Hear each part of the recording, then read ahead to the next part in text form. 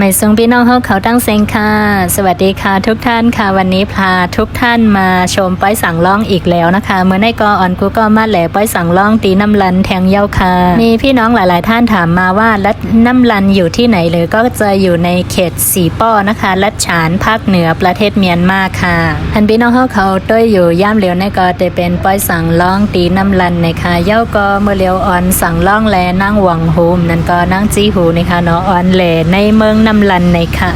ที่ทุกท่านกำลังชมอยู่ตอนนี้นะคะจะเป็นป้อยสั่งล่องนะคะแล้วก็กำลังพาสั่งล่องกับนั่งหวังหูนะคะนั่งหวังหูสั่งล่องกับนั่งหวังหูคืออะไรก็จะเป็นสั่งล่องนะคะที่จะปวดเป็นสามเณรนะคะแล้วก็นั่งหวังหูก็คือที่จะปวดเป็นแม่ชีนั่นเองค่ะและทุกท่านเห็นกำลังขี่คออยู่นะตอนนี้นะคะจะเป็นสั่งล่องนะคะภาษาไทยใหญ่เรียกว่าสั่งล่องค่ะก็จะเป็นคนที่จะเด็กที่จะปวดเป็นสามเณรนะคะสั่งล่องและนั่งหวังหูก็เตมีอยู่ตั้งหมด2ปาก45ป้าในค่ะงานปวดในวันนี้นะคะจะมีสั่งล่องกับนั่งหวังหูร่วมปวดที่จะปวดเป็นสามเณรกับแม่ชีนะคะทั้งหมดมี245รูปรวมกับแม่ชีค่ะค่ะสั่งล่องแลนั่งหวังหูก็ตั้งหมด2เตมีอยู่2ปาก45ป้าในค่ะสั่งล่องนะคะก็จะไม่ให้เท้าแตะดินเลยนะคะถ้าไม่ขี่คอก็คือจะขี่หลังค่ะ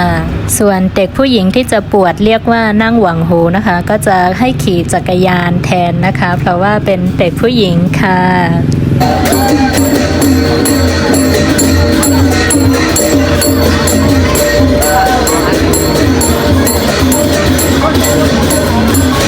ตอนนี้ที่ทุกท่านเห็นอยู่นะคะจะเป็นนั่งหวังหูนะคะที่จะปวดเป็นแม่ชีนะคะค่ะอันพี่น้องเขาหันอยู่ย่ำเหลียวนั่นก็เป็นนั่งหวังหูนั้นก็นั่งจี้หูในค่ะอันตาเตเป็นเจ้าขาวเตเฮ็ดเจ้าขาวในค่ะก็หนาวันเว้นในแต่ก็สั่งล่องแต่ก็เตนำแหนั่งหวังหูในค่ะนั่งหวังหูแต่ก็เตมีปากจำก้อยค่ะสั่งล่องจำเตมีปากปลายในค่ะที่ปวดในวันนี้นะคะก็จะเป็นสั่งล่องมากกว่านั่งหวังหูนะคะเด็กผู้หญิงจะมีไม่ค่อยเยอะค่ะส่วนมากเด็กผู้ชายก็จะปวดเยอะกว่าค่ะการปวดเป็นสามเณรหรือนั่งหวังหูนะคะอายุต้องประมาณ7 ขวบขึ้นไปค่ะค่ะตอนตาเดเฮ็ดสั่งล่องและนั่งหวังหูเตก็อาซาก็เตเลยเป็น7 ขวบขึ้นเนินในค่ะและผู้ที่ดูแลสั่งล่องกับนั่งหวังหูนะคะจะต้องเป็นสาวแล้วก็หนุ่มสาวที่บริสุทธิ์เท่านั้นค่ะ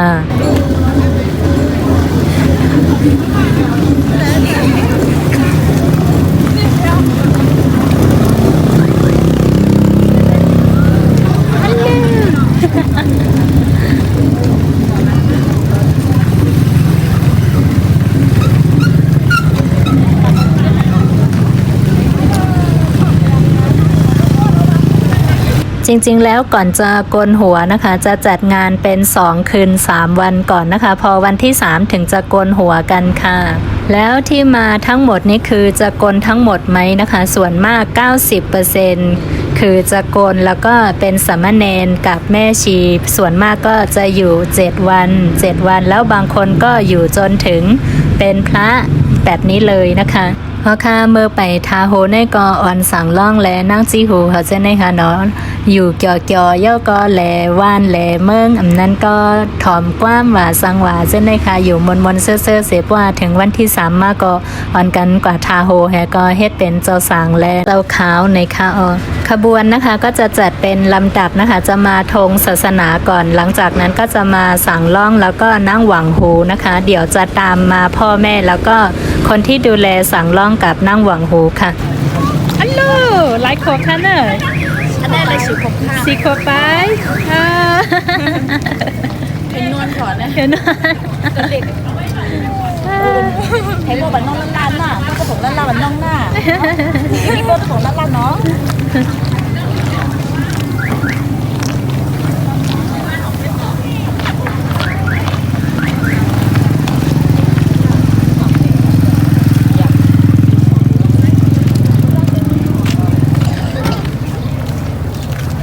โลน้ำคือทางน้ำ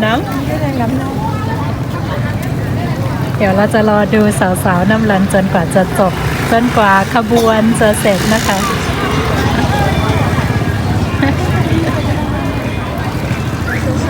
ไปส่งค่ะ มาหลายก็เฮ็ดไปเล่งสาวดีเลย ไม่ได้ขาวก้องคำเลย คล้องคำอ่ะ มีด้วยดิมีด้วย เหมือนรายการโนเขาอ่ะ อ๋อกังเนาะ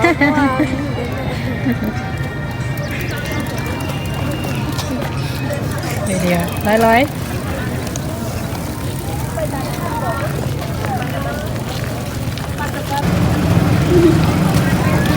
ไปได้กันเลย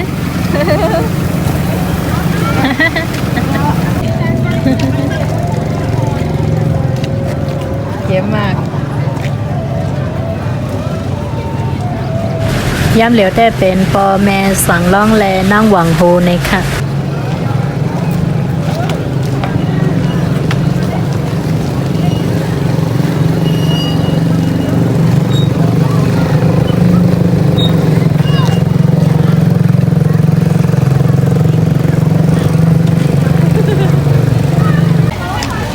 เดี๋ยวในกว่าเป็นสาวเนาะ ในเดี๋ยวเป็นแม่เล่งสาวแม่เล่งสาวสั่งล่องนั่งซีหูนะคะตั้งแต่นี้ไปหลังจากพ่อบ้านแม่บ้านเสร็จแล้วนะคะ ก็จะเป็นสาวๆที่มาดูแลสั่งล่องกับนั่งซีหูนะคะว่าพ่อแม่สั่งล่องยอกอมาสาวๆพ่อแม่เล่งสาวไหนค่ะวะฉันลมลาไปลมลาสั่งล่องแล้วนั่งซีหูนะคะน้ำสาวๆน้ำร้านนะคะจะมีแต่สวยๆทั้งนั้นเลย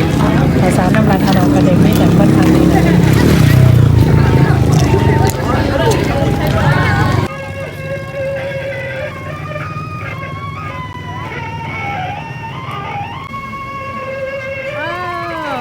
นี่สั่งล่องขี่ก้าแฮโอ้นี่นะคะนี่จะมีสั่งล่องกับนั่งซีหูนะคะเดี๋ยวขี่ก้าแล้วดำอะไรไปค่ะเนาะน่ารักมาก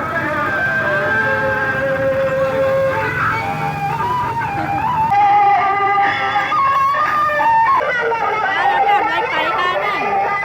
ดำอะไรไปค่ะนั่นหลังจากพาสั่งล่องกับนั่งหวังโหนะคะเดินรอบเมืองนะคะเป็นเวลา 3-4 ชั่วโมงเลยนะคะตอนนี้ก็มาถึงที่อยู่แล้วค่ะอ๋อค่ะไหว้แฮเอาสั่งล่องและนั่งหวังโหแหลมในเว้งน้ำลันเย้า3 ชั่วโมงถึง 4 ชั่วโมงค่ะเนาะเมื่อเร็วก็มาถึงในว่างเหลิน4ตีน้ำลันมาถึงตีอยู่ขึ้นเย้าค่ะปันปากกาพี่น้องวันนี้เนี่ยจะมาประกาศเราดีไรอ่ะมาประกาศไหนแน่ปากกาเราถังเราเนี่ยแน่รู้ที่มันคือสนามเป็นอะไรสูงสุดก็เลยจะ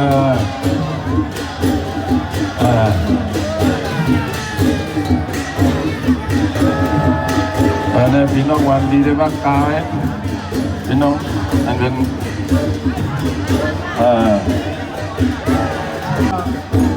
เดียวทางร้องขึ้นมาในขณะย้อนที่เราคุ้มบอกค่ะรู้สิครับเขามาถึงยอมมวลชอบกันไว้สั่งร้องขนาด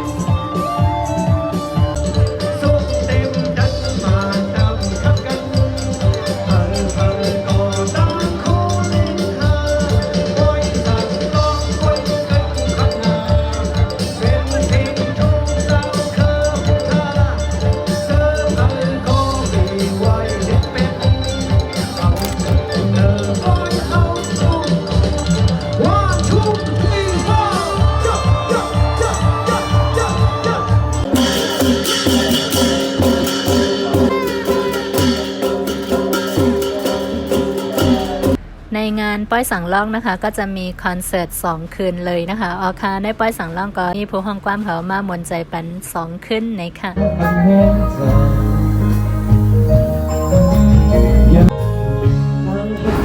พอค่ะเมื่อเลี้ยวไปสั่งล่องก็เย้ากว่าเย้าค่ะเจ้าชาญญาโนเฮาค่ะอ่อนเจ้าสั่งใหม่เขาแลเจ้าเขาใหม่เขาไวพาล่าในเขาหลังจากงาน3วันนะคะ ตอนนี้สามเณรน้อยกับแม่ชีน้อยนะคะ ปวดกันเรียบร้อยแล้ว ตอนนี้ก็พระอาจารย์ดร.ญาโนภาษานะคะกำลังนำเนี่ยสามเณรใหม่แล้วก็เจ้าขาวใหม่นะคะไหว้พระสวดมนต์กันตอนเย็นค่ะ และต่อจากนี้ไปนะคะสามเณรกับแม่ชีนะคะ ส่วนมากก็จะปวดเป็น7วันนะคะ ส่วนมากก็เพราะว่ากำลังเรียนอยู่ค่ะอ๋อค่ะเจ้าสั่งแลเจ้าขาวเขามังป้าก็ห้ามนำก็เตอยู่มอก7วันไหนค่ะมังก็ต่อโจมังก็ต่อพอถึงเป็นเจ้าจ้างนั้นก็มังก็ไล่เลินไหนค่ะบางรูปก็มีโอกาสปวดตลอดชีวิตนะคะบางรูปก็จนถึงเป็นพระเลยแล้วก็บางรูปก็หลายเดือนหลายปีเหมือนกันค่ะวันนี้โมก็เอาเกี่ยวกับงานป้อยสังล่องนะคะมาฝากทุกท่านเพียงเท่านี้ค่ะวันนี้ค่ะเขาก็เอาเกี่ยวเลยลองป้อยสังล่องเรื่องตีน้ำรันเสมาฝากพี่น้องเขามากันได้ค่ะแค่ตัวอย่าลืมไปปั่นแห้งในคลิปวิดีโอทางอันนาเลยค่ะค่ะงั้นก็อย่าลืมติดตามคลิปวิดีโอใหม่ๆด้วยนะคะขอบคุณทุกท่านที่แสดงความคิดเห็นแล้วก็ให้กำลังใจค่ะยินชมตอนตากูก็พี่น้องเขาเจอเขามาปั่นแห้งเขาด้วยใน YouTube เฮาค่ะใหญ่ๆนำค่ะไม่สงค่ะสวัสดีค่ะ